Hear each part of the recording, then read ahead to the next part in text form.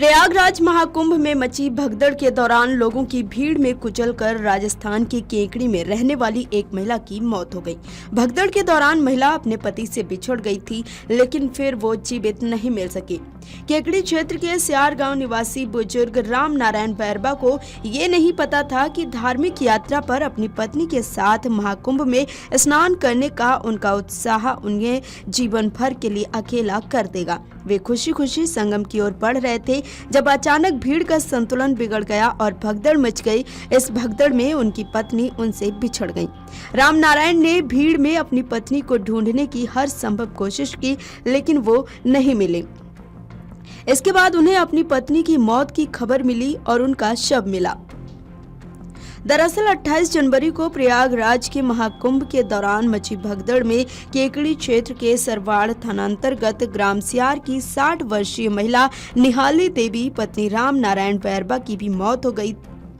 निहाली देवी अपने पति के साथ 22 जनवरी को धार्मिक यात्रा पर रवाना हुई थी। वे मथुरा, वृंदावन और अयोध्या में राम मंदिर के दर्शन करते हुए 27 जनवरी को महाकुंभ स्नान के लिए प्रयागराज पहुंचे थे। उनके साथ करीब 50 अन्य यात्री भी थे।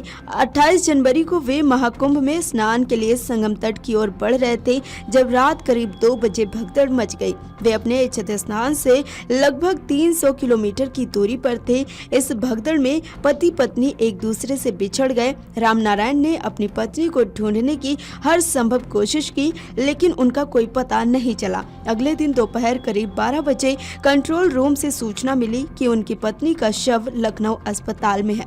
सूचना मिलने पर राम नारायण के होश उड़ गए। वे तुरंत लखनऊ पहुंचे, जहां उनकी पत्नी का शव रखा हुआ था। पत्नी का शव देखकर राम नारायण फूट फूट कर रो पड़े। बाद में उन्होंने एम्बुलेंस से अपनी पत्नी के पार्थिव शरीर को गांव भेजने की व्यवस्था की। गुरुवार दोपहर 1 बजे जब एम्बुलेंस गांव पहुंची तो परिजनों में शोक की लहर दौड़ गई और पूरा गांव शोक में डूब गया।